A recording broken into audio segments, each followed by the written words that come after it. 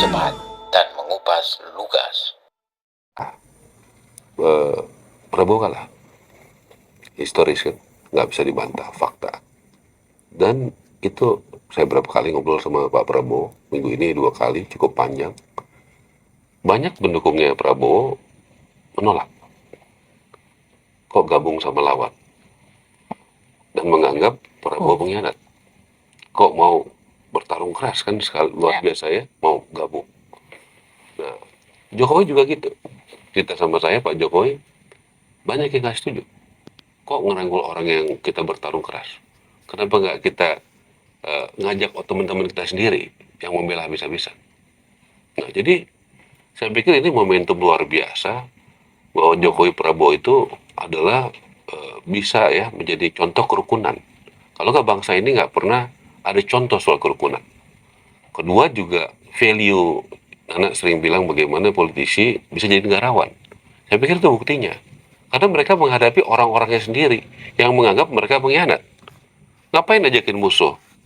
Kan begitu. Tapi mereka lakukan itu. Kalau soal kabinet, bahwa kemudian memang ada rencana untuk memperbesar jumlah atau posisi menteri? Dulu nggak ada program makan siang gratis.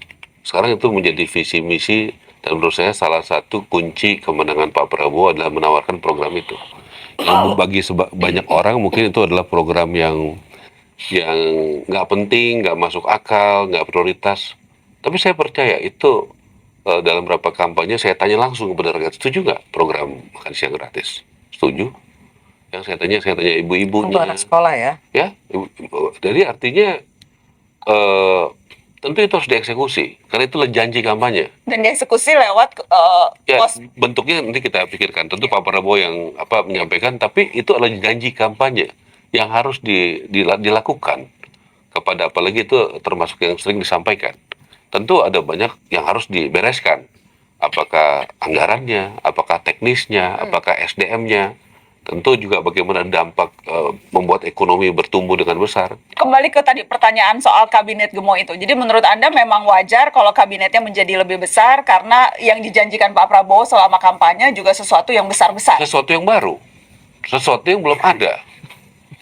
Ya.